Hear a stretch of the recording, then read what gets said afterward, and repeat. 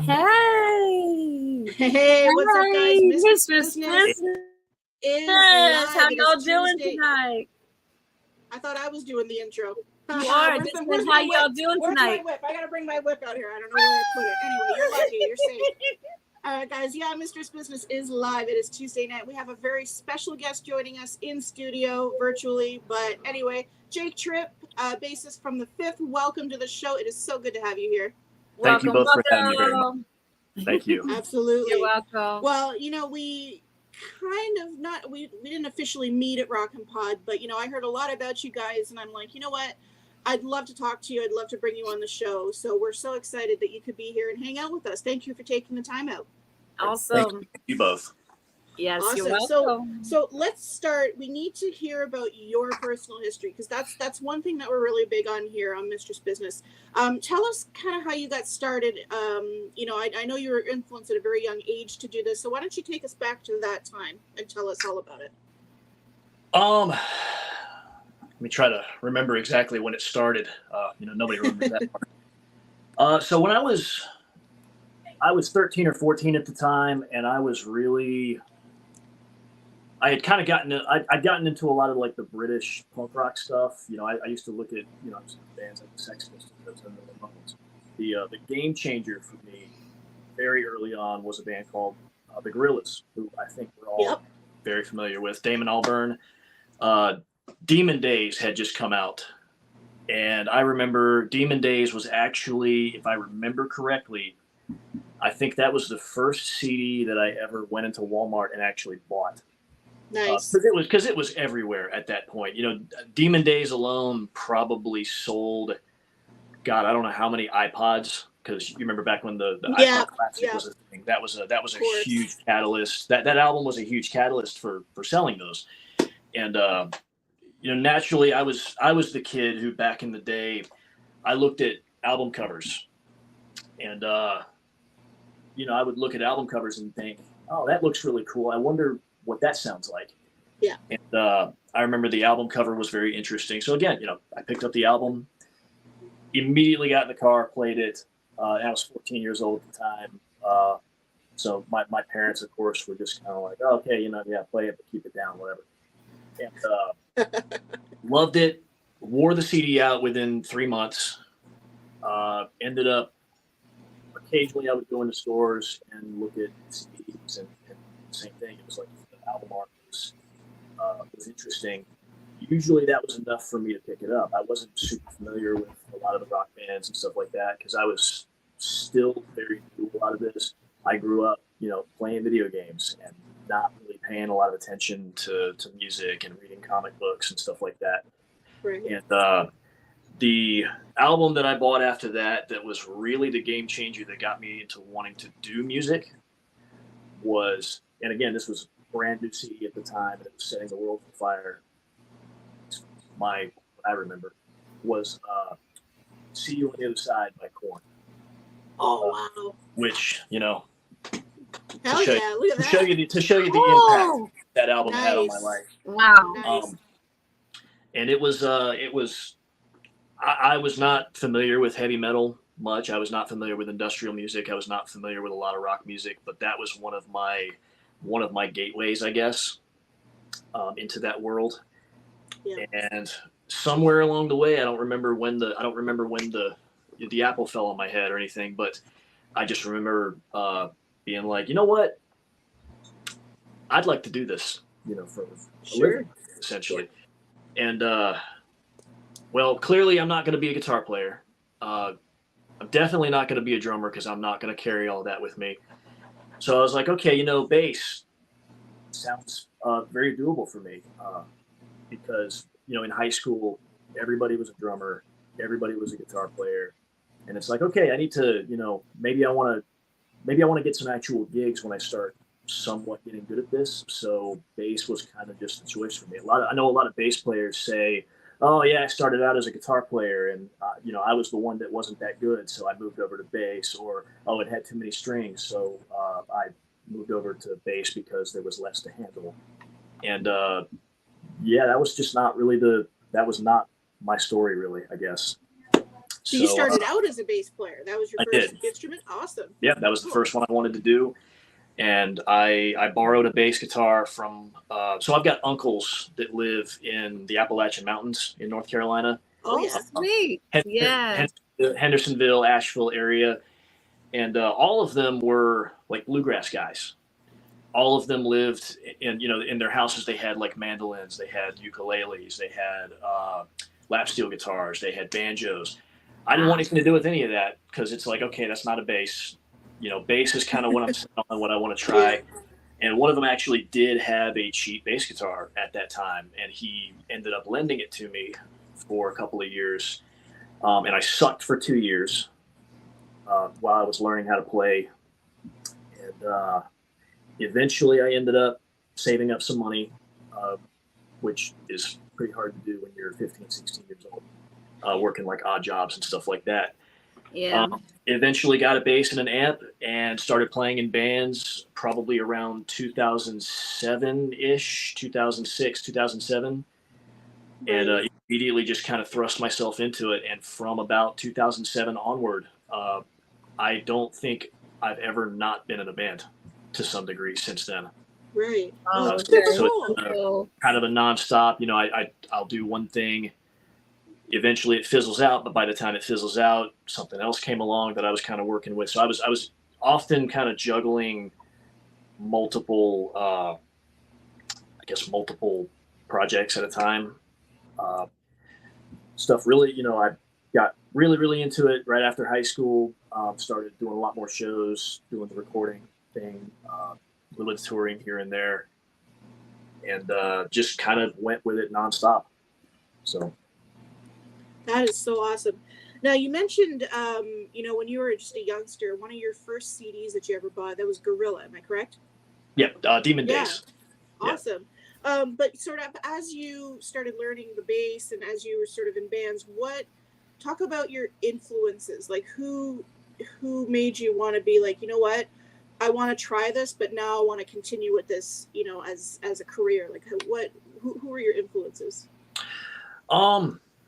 The influences, as far as as being a bass player, has always been a really big mixed bag. I mean, there's influences, kind of covers multiple different areas. It's like, okay, I'm influenced by these guys because they look like this when they play, or I'm influenced by these guys because they can make their instrument sound like this, or I'm influenced by this guy because this is the role that he kind of plays in this band. But I mean, it really kind of, I always loved Jason Newsted from Metallica.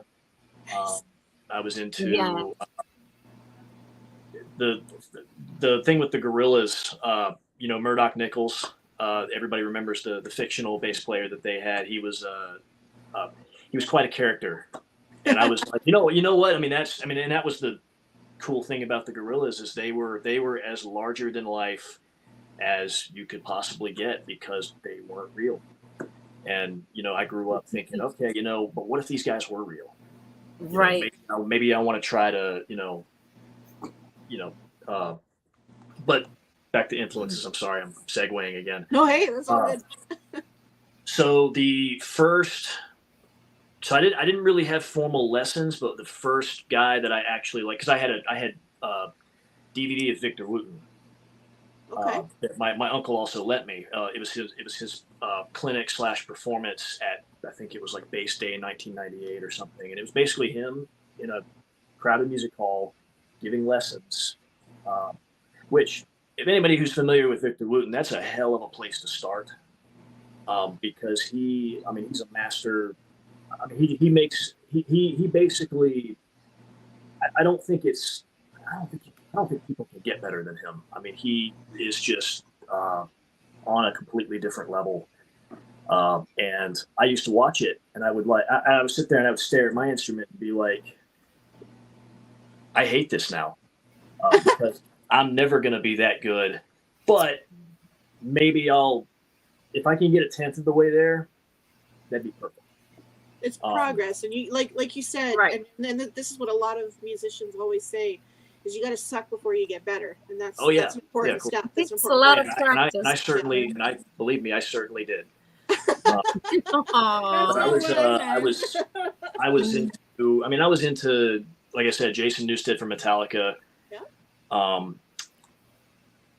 Billy Billy Gould from Faith No More. Love the way I Okay. love Oh yeah. played. John Paul Jones from Led Zeppelin. John Entwistle from the Who. Oh, One of the greatest to walk the planet. Guys like that who were not like flashy in any sense, Yes. but they knew how to maximize what they did in their little pocket of what the song needed, basically. Right. Those were the guys that I was really kind of influenced by. It wasn't necessarily the soloists. It wasn't the guys that were, super flashy and technical. It was just the guys that made it work in the context of guitar and kick drums. Mm-hmm. Yeah. So, and from this day, that's still kind of my go-to as far as the way I play. I'm not really looking to step out of that at the moment, I guess. Sure. Yeah. That's cool. So you also mentioned, when you see the imagery, kind of like, well, do they sound like they look, kind of thing. Another band that falls under that category is something I know you've been involved with, and that's Kiss and the Kiss Cruise. Can you tell us how that came about? The Kiss Cruise came about. It was kind of a blur, to be honest, because it happened and it got thrown on us fairly quickly. Okay. Whoa. Okay. I got a phone call one night from Roy. He told me, hey, I've sent in some paperwork. The label sent in some paperwork submitting us to the Kiss Cruise. Right. And gave me all the details. And I mean, obviously to any rock band, it sounds like a fucking dream come true. Yeah. Absolutely. And so it was like, okay, we have to do a couple of rounds of voting, which, voting popularity shit, I've never cared about any of that. But we were like, okay, why not? Let's do it. It's not like it's costing us any money or anything. So fuck it, we'll see what happens. So a few weeks go by and all the promo, gets sent out and all that.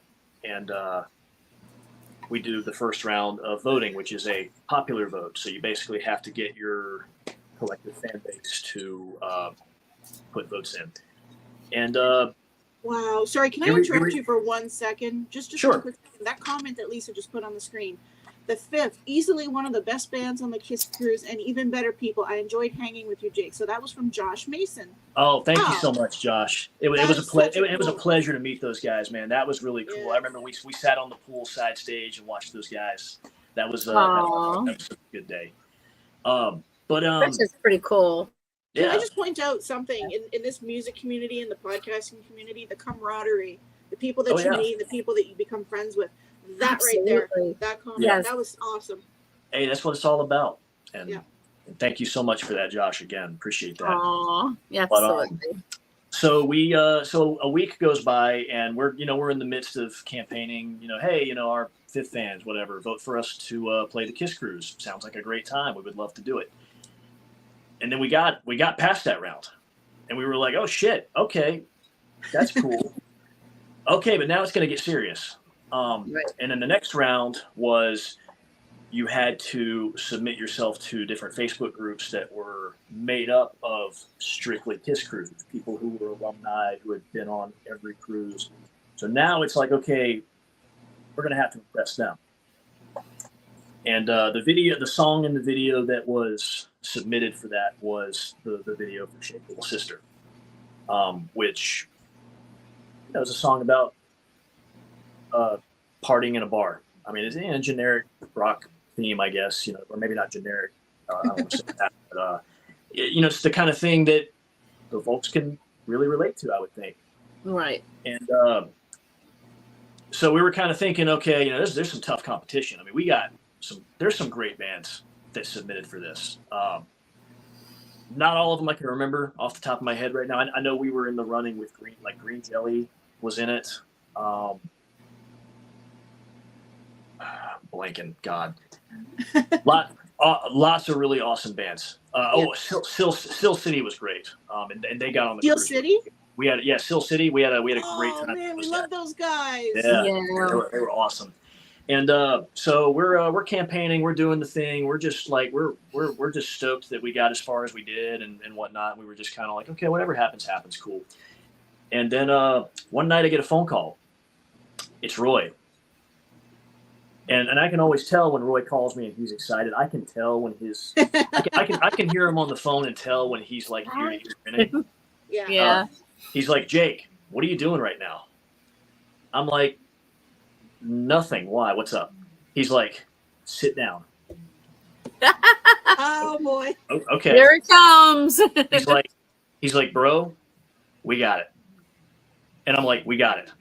He's like, yeah. We're going on the Kiss Cruise. And I'm just like, really? Thousands of bands around the world submitted for this, and we were one of, I want to say 12 that were picked. Wow. And we were, obviously, to say we were excited was a fucking understatement. Yeah. And then, we were super pumped. We were getting the travel, you had to get all the travel stuff arranged. Thankfully, all of us had our passports at the time, so that was all good to go. And getting all of our stuff taken care of with that. And it's like, we fly to Los Angeles. We stay in Long Beach for one night. We board the ship, and it goes to Cabo San Lucas, Mexico. Goes to Ensenada, back to Los Angeles, and that's the adventure right there. And that's so cool. That is super. It was again, I can't speak for the rest of the guys, but it was definitely the greatest week of my life for more reasons than I could ever really name. I can just imagine. Yeah. And it was one of those things, like, I had never been on a cruise in my life, and Six Man is the name of it's the production company that does all of the major rock cruises and all that.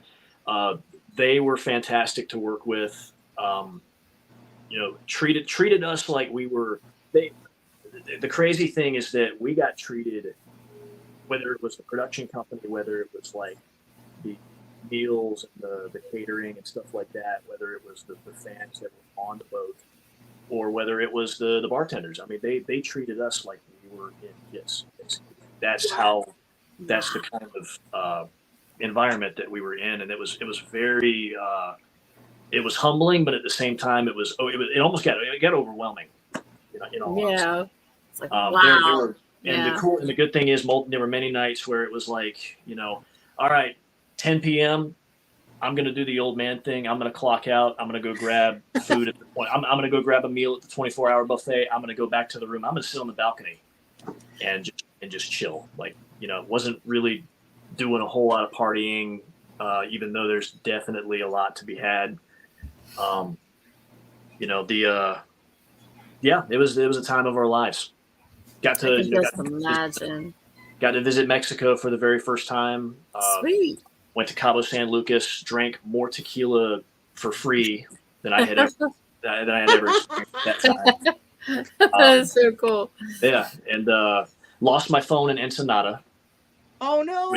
Which didn't even bum me out that much after a while. You're like, I don't care. We're having a good time. I don't care. Yeah. Well, it's like, I don't need it, and we're getting back to Los Angeles tomorrow. I'll just get it straightened out then. It was kind of nice to not have it going off for 24 hours. 24/7, yeah. While I was having the time of my life and all that. So exactly, put the phone down, relax, and enjoy.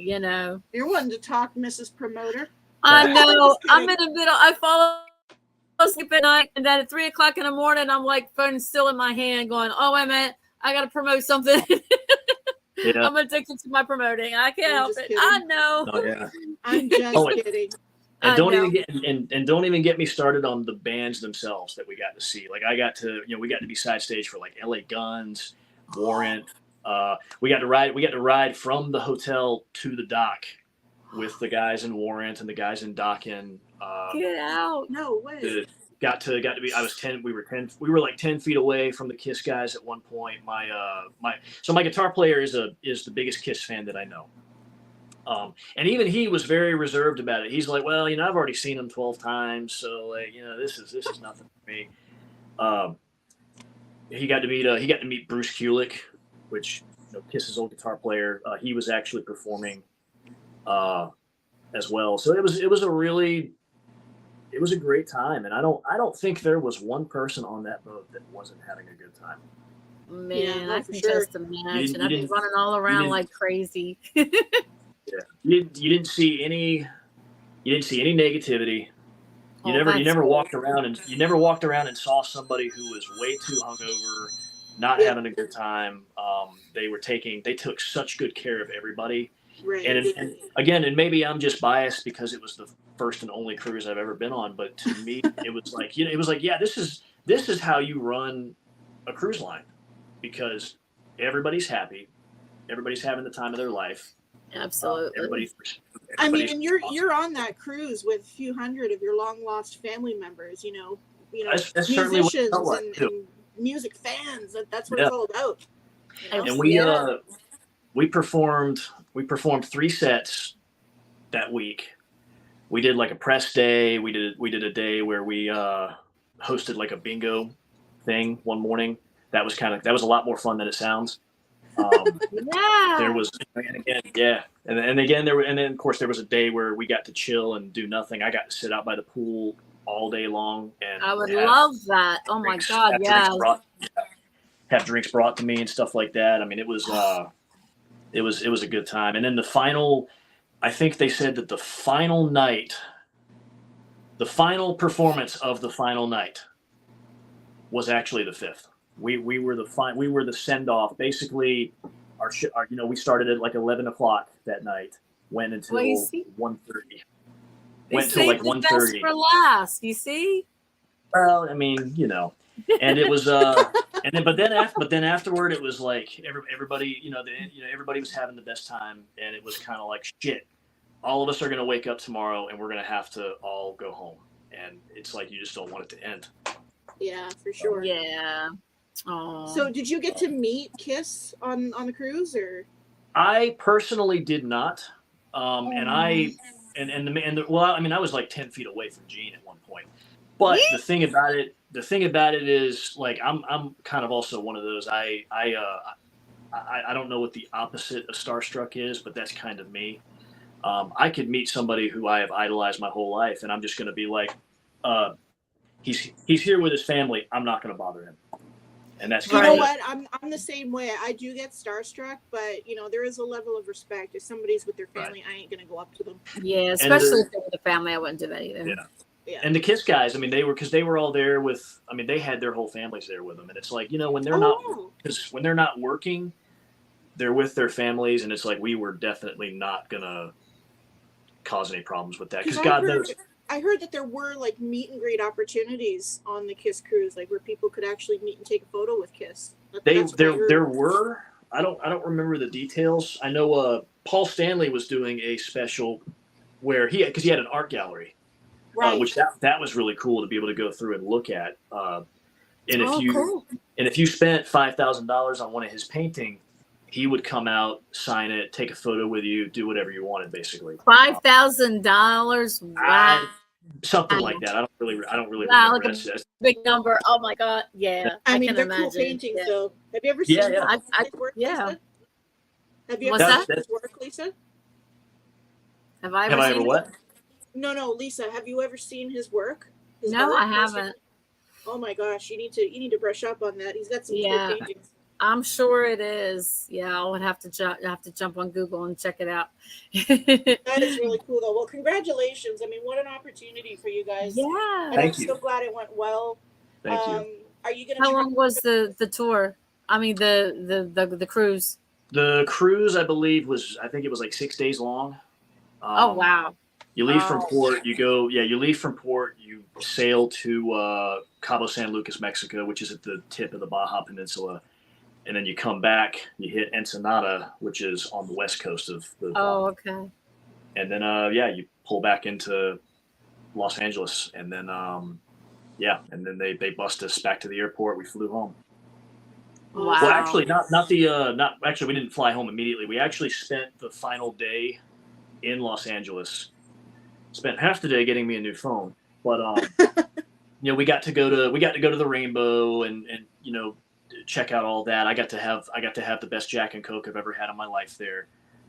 We went to the whiskey. Yeah, we didn't go inside the whiskey, but we got to go outside it, and we got to hang out and take pictures and stuff like that. The guys from Autograph were actually playing that night. Oh, get out. And if I remember right, I believe Roy actually knows one of those guys from back in the day. So we stumble up, and the guys in Autograph are loading in, and Roy ends up like, hey, you know, how's it going, to one of them. I can't remember who it was, but right. But we were all just sitting there off to the side like, who the, like, is there anybody that Roy just like doesn't know here? But that was really cool, getting to you know, walk the strip and all that. One thing I will say about the food in Los Angeles, it was terrible. No. Everything that I ate was not particularly memorable. We did go to some local restaurants, and it was just kind of like, yeah. I don't know. But yeah, it was the experience of a lifetime. Awesome. Yeah, definitely. Well, speaking of amazing opportunities, one of them that also came about, I think it was 2019. You can correct me if I'm wrong. You guys became affiliated with Ron Keel. Can you tell us about that? So that was a little bit more recent. I think that was late 2021, maybe. 2021. Okay. But I know that so Roy and Ron go way back. Right. I don't remember all the finer details, but all I know was that Ron had put together RFK Media as kind of a springboard for putting his own music out there, because you know he's in the Ron Keel band. I don't know if he still does anything with Keel and Steeler, but I know the Ron Keel band. He's got more stuff cooking up for that. It's going to be awesome. And I think when Roy was on the Monsters of Rock cruise in 2020 with his old band Cold Sweat, and I hope I have my info right, but I guess the two of them hung out, reconnected, got to talking, and Ron, somebody put the idea in somebody's ear. I can't remember who it was, but Ron wanted to start looking. He wanted to look in and maybe sign a couple of bands, just to see, you know, what he could do. And the Fifth was like the top of his list. Wow. So he was like, yeah, we'll sign the Fifth. We'll do a record. I want you guys to be like my flagship band.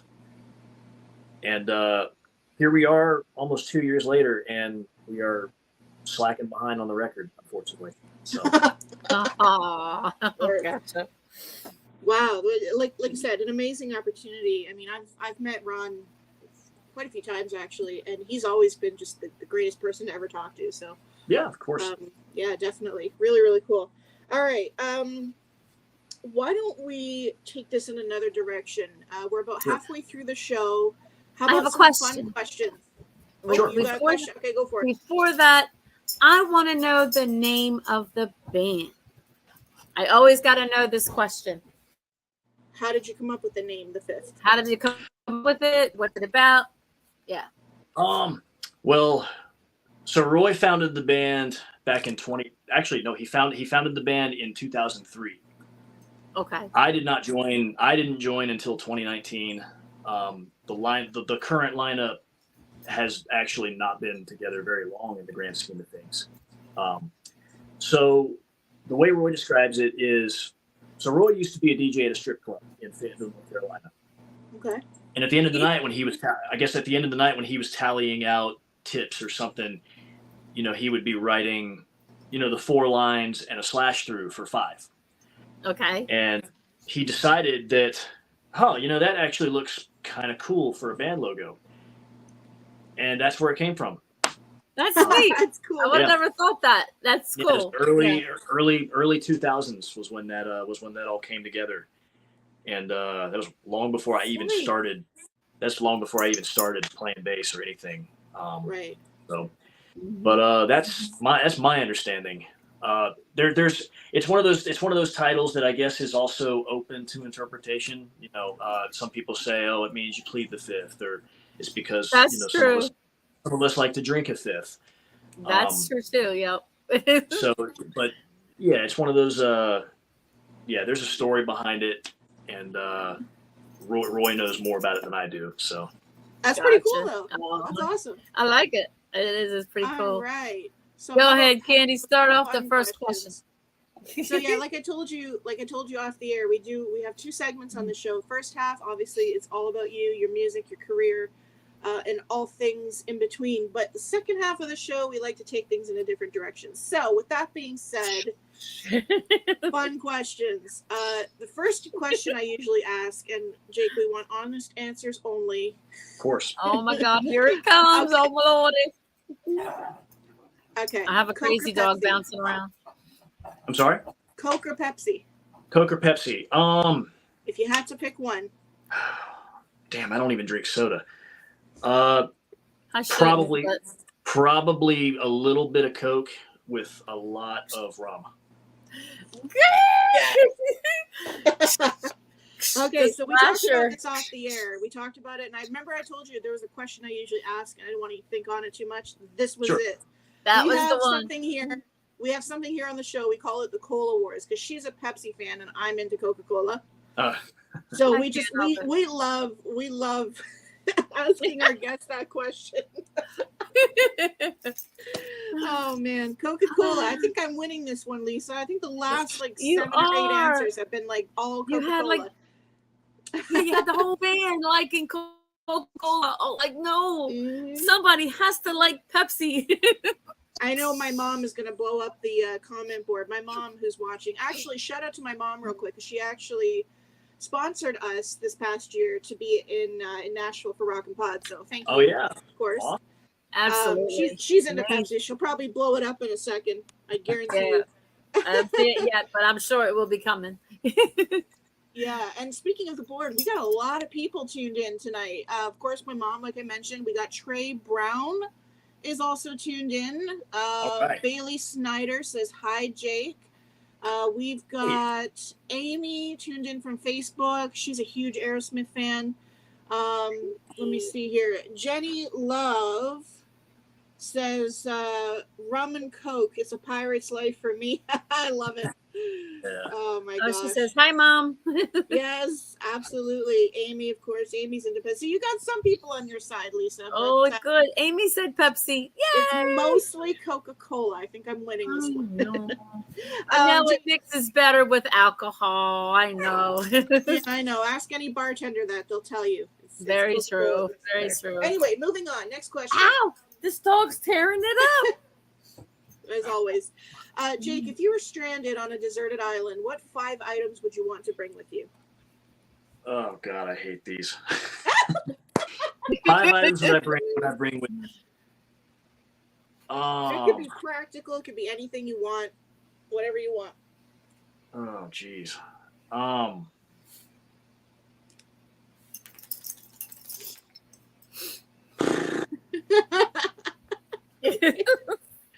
Can you tell I never pondered this very often? No, it's okay. Probably. Knock it off. Don't ask me why, but phone, wallet, and keys. Adam Sandler, phone, wallet, keys. Phone, wallet, keys. Just those 3 things, please. Need my phone, wallet, keys. Sorry. Something that allows me access to water, and a super expensive bottle of tequila. Hey. Because I might be there a while. You got to ration that tequila, though. Oh yeah. Awesome. It's harder than it sounds. Hey, well, yeah. Lisa, over to you. Go for it. Oh, okay. Yeah. If you were in a hot tub time machine and you're going to set the dial, where are you going?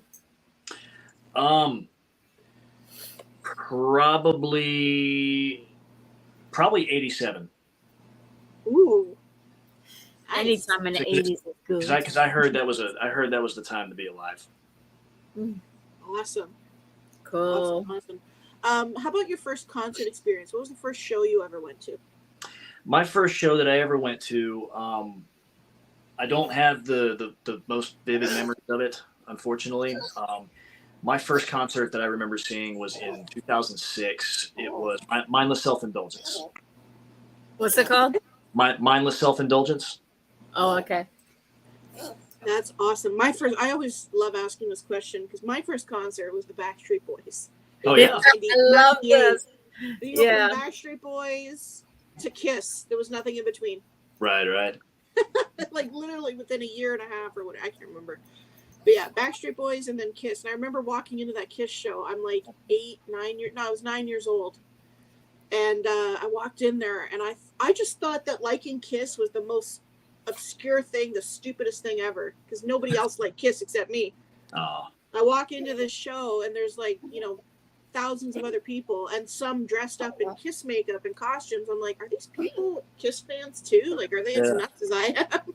But yeah, Backstreet Boys and then Kiss. So I always love asking that question. And if I can interject, that was also another really cool thing about the Kiss cruise is you had families with kids of all ages, and those kids, a lot of them were getting exposed to Kiss for the first time and being able to see that. Oh, that is so cool.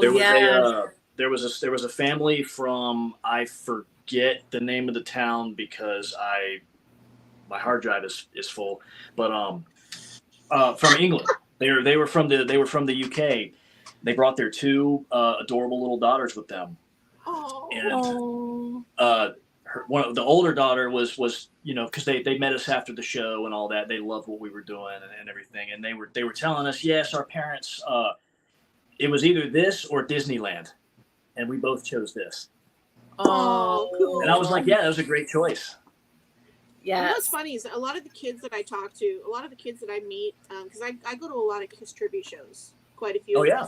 And there'd be a lot of kids there, and I would ask them, how'd you discover Kiss? And they're like, well, the Scooby-Doo movie.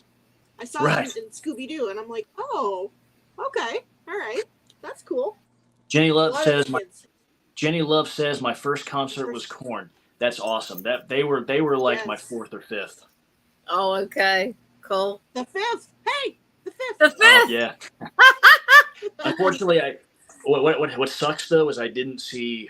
I wish that I had seen Korn maybe a lot sooner than I actually did. I would love to see the original lineup again.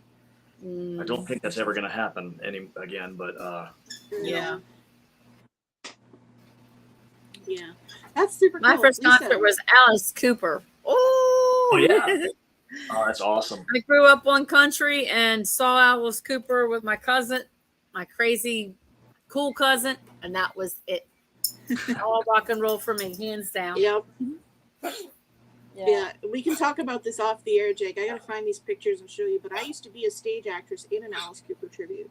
Oh yeah. And I remember one night I had my throat slashed, and I lived to tell that tale. Sure. Oh wow. So I'll have to send you the picture. No, that's super cool. Awesome. Okay, so getting into more of the serious, fun questions, but I think it's very important that we ask this. Sure. What advice would you give to a musician that is starting out? Maybe want to boost their confidence a little bit. What would you tell them? Oh, I was never really the one that gave advice much. But I think that if I had to give anybody the advice starting out, as difficult as it is to do today, try to embrace kind of living in the moment with creating. The problem with a lot of music today is too many bands, especially local level bands, are way too focused on building internet clout, building social media, doing the whole influencer thing or whatever. And I think that, my opinion, focus more on creating something. Don't focus as much on what that creation is going to gain for you. Focus more on making it something that you love and that you're proud to show people. I hope I'm making sense with this. Absolutely. But yep. And I think that's something that's kind of here's my old man yells at the cloud moment, but I think there's a lot of like a lot of modern music today. It's kind of fallen off with me personally because I feel like too much of it has become very homogenized because there's all this focus that's put into social media campaigns and put on, whatever. It almost kind of seems like there's less focus being put on creating it as there is making sure that people see it. So, Yeah. But I'm just a guy with an opinion. Absolutely. So. Looking at that comment that Lisa posted on the screen, that is very important to remember that. Whoever you are, whoever made that comment, can you just please put your name? Can you tell us what your name is? Because that's super important. Yeah. Mm-hmm. Little side story, actually, sort of piggybacking off of that comment. It is extremely important to remember that you see the worst in yourself, but other people just see talent. They see a performance. They hear music. They see a lot of more positive things than you do. Yes, Joshua, thank you so much. But yeah, side story, and my mom's gonna love this for me bringing it up. But Donny Osmond, if you guys know who Donny Osmond is, Donny Osmond had a hard life. Yeah, so he had a hard life growing up, and he was kind of thrown into the business. And later on in his career, he kind of developed, I forget what it was called, but basically he had a lot of anxiety going into public places because he was afraid of what other people would say. And it got to the point where he couldn't perform without having a panic attack. And his wife told him something that I have this conversation a lot with different musicians. If you're that afraid to go out and perform, just go out and do an average show, because what you think is average is actually outstanding for everybody else out there. Absolutely. It's very, very important to remember that. So I just thought I'd throw that out there. Most of us tend to be very critical of ourselves to begin with. Yeah. I gotcha. But we're the audience. They're out there to have a good time. They want to see you perform. They don't care if you make a bad note. You're the only one that's going to notice it. We don't notice that stuff. We don't notice that. We hear music. You enjoying what you're doing is going to contribute to everyone else enjoying it. Exactly. Absolutely. When you are not enjoying it, they can tell. And I know that for a fact because for many, many years I didn't enjoy doing it. And then I got in the fifth. Yeah. And now I love it again. Absolutely. Absolutely. Lisa, my poor dog is not feeling. I know you got a couple more questions in this segment, so go for it. You talking to me? Yes, I said you. I know you. Okay. I'm sorry. I thought I didn't know. I didn't hear because Chloe's coughing. She's having a bad moment. Yeah. What's on your bucket list? If you haven't done anything that you want to do, what would you say? I've got to do this. I'm it's probably more a matter of when rather than if, but there's way more places on the planet that I'd like to go see, that I'd like to perform, and that'd be my reason for traveling. I'm not somebody who just travels for the hell of it. Right. Gotcha. This is the reason that I want to take me to different places on the planet. So, right. So yeah, doing more international stuff, which, I think, don't quote me, but I think RFK Media has some plans in mind for that with the fifth after this record comes out. So I don't know. We'll see. Bucket list. What else?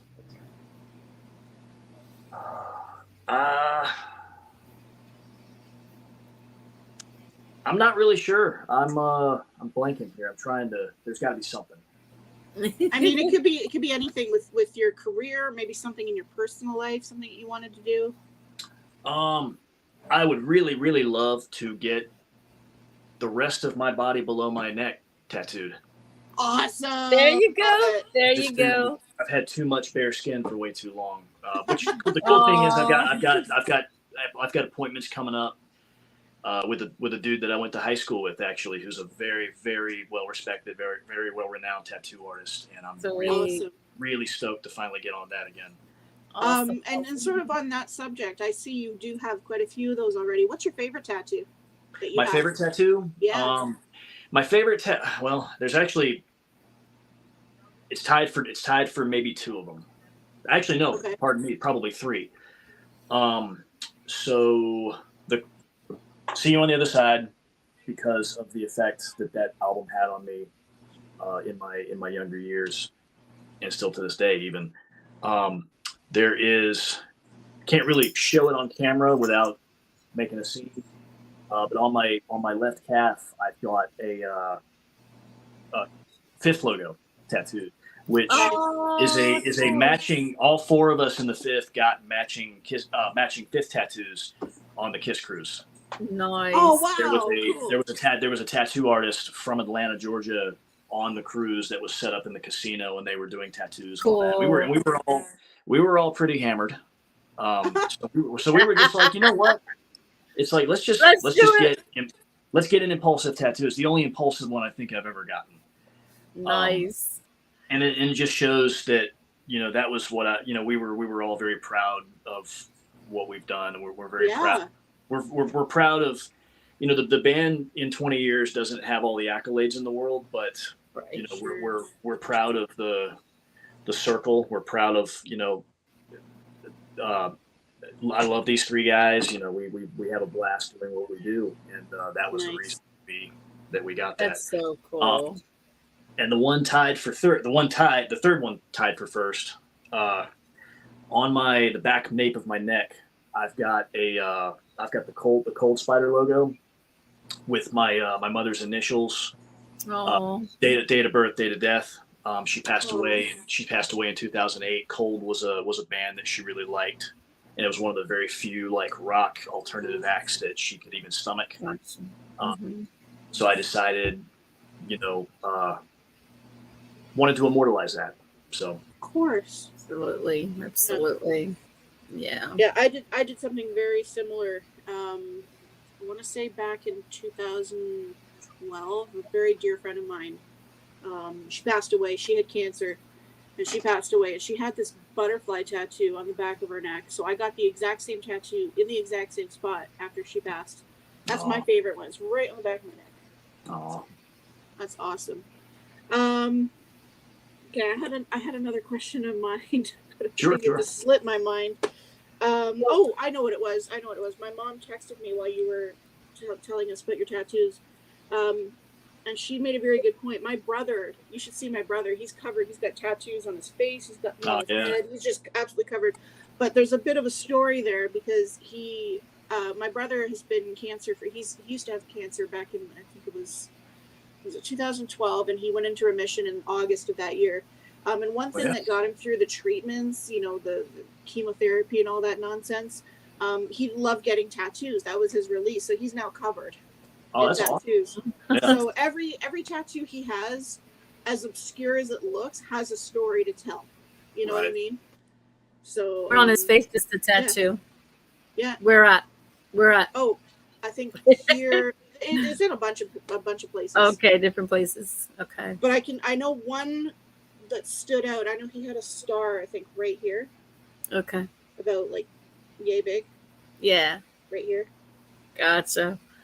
And he's got a lot. He even had I'll tell you, his head as well. Yeah, I know. I said that, Mom. His head. He's got tattoos on his head. He also has the Children of Bodom tattoo on his, I think, his right forearm. Oh, that's sick. Yeah. Because right before he went in for his treatment, when he got his first chemotherapy treatment, my parents had arranged for him to go and meet the guys from Children of Bodom. They were huge influences on him because he plays guitar too. Oh yeah. And I remember my mom was showing me the picture. He was on their tour bus. He took photos with them right before he had his first chemotherapy treatment. Oh, so wow. That was kind of cool. And then he had the name tattooed on his arm. Nice. So awesome. All right. So we are almost running out of time. Now, we talked about this briefly a few minutes ago, but with regards to RFK Media, I know you guys are working on the album. Going to put the album out soon. But you also mentioned that there might be some dates, some show dates. Can you sort of elaborate on that? So so actually this coming weekend, we are going to be going out with Striper. We're doing a couple of days with them. Their manager is a very good friend of ours. Great dude. Those guys are awesome. Um, we are going to be in Ashland, Kentucky, Saturday night. We will be in Bristow, Virginia, Sunday night. Paramount Art Center in Ashland, Cameo Theater in Bristow. And as far as more dates this year, we are actually we currently have nothing on the books, which may stay like that because we really need to get in the studio, get pre-production done for this album. Yeah. We're gonna try. Usually we take the end of the year off every year. Usually November and December are clear for us, but so we really need to get in, start doing this record, start laying it down. My guitar player Justin is actually expecting his first child to arrive in September. Oh, So he's taken the month of September off, so we have precious little time to get in and get everything taken care of because Ron really wants the album ready by the first of the new year. Oh, sweet, nice. We intend to make that happen. So very cool. Awesome. So September is going to be a relatively quiet month for us. You know, I certainly won't have any shortage of things to do. I'm sure. So I've been in talks with. I don't know if you guys are familiar with a band called Gunshine. Oh yeah. Been doing some fill-in dates with those guys, and there is a small possibility if they've got something coming up in September, might be going out with them. So, you know, great dudes, and they, you know, yeah, I have every intention of staying busy when I have nothing to do. So. Awesome. Yeah, we got a lot of people still chiming in. This is awesome. A lot of people. We have a couple more minutes left, so if you guys are watching and want to ask a final question, please get them in ASAP. Jenny, can you post Jenny's comment there? Sure. Right before the one that you just posted. Yeah, that one. Knoxville anytime soon. Knoxville. Probably at some point. I don't really control any of the booking stuff. If the best, so we do get a lot of people asking, oh, when you come into this town, unfortunately we don't really have a lot of control over it, but for those of you asking, I would recommend the best thing you can do is talk to a local promoter in your area, talk to a local venue owner, and get them to reach out to us, because I'd like to think we're very easy to work with. We love to, we love to connect. We're one of those bands that actually answers our messages. So cool. You got a venue in the area and they'd like to work with us, have them hit us up. We'll make something happen. Definitely. We are not one of those bands. We're not one of those bands that tours with our heads cut off because we have nothing better to do. We like to make every live performance an event, and we want it to be a good time for everybody. We want it to be, so if you hit up a local venue or somebody that has some interest, and we'll see what we can get going. Awesome, definitely. So those of you watching that know any promoters, anyone that wants the Fifth to play out in your area, definitely help us out here. That would be awesome. There you go. They can contact us. They can contact RFK Media. We can, I would imagine, like I said, we're going to be doing some stuff with Ron Keel next year. He's going to be bringing us out places. Can't really throw a whole lot of details on what we know next year because we don't know anything yet. It's everything's still tentative and in the pipeline. And I would imagine we're probably going to be out with the Crashing Wayward guys at some point too. So nice. That's cool. Yes, cool. Very cool. Absolutely. There are label mates, and I need to plug them real quick. Yeah, absolutely. They had a really awesome alternative rock album that they just dropped. It was their debut. It's called Listen. and it is out right now on RFK Media. It's the very first RFK Media release. Unless, well, besides for Ron's, yeah. And they did a fantastic job on that album. I play it once a week at the gym. And it's awesome. If you're into Soundgarden or Audioslave, stuff like that, believe me, you want to check it out. Good stuff. Really Very quick, cool, Jake. cool. Very, very important that you plug websites, socials, anywhere that the fans can get in touch with you, the Fifth, and any other projects that you're involved in. Can you plug those quickly as well? Sure. Jake Tripp on Facebook, the Fifth NC on Facebook. I am on like Instagram and all that. Jake Tripp on bass. The Fifth NC, that whole thing. You can check out our website at thefifthNC.com. Or let me make sure I got that one right.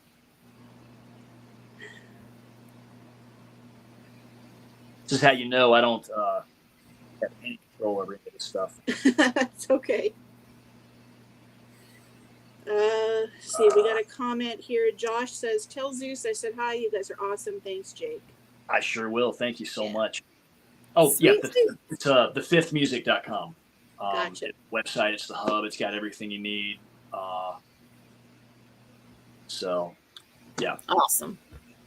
Very cool. Very cool. Any shout outs you want to give? Anyone you want to say hi to?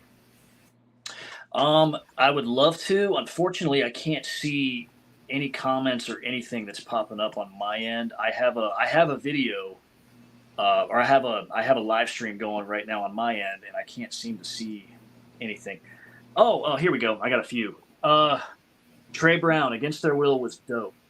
Thank you so much. So, little quick trivia. I promise I won't take much time, but from 2008 to 2018, I was in a band called Against Their Will, and it was my first like major outing, and that's where the majority of my career notoriety pretty much came from. So, awesome. Yeah, the fact that people still remember that band is it's really kind, because I was sure that we had just kind of like dried up on everybody's radar. So, Gotcha.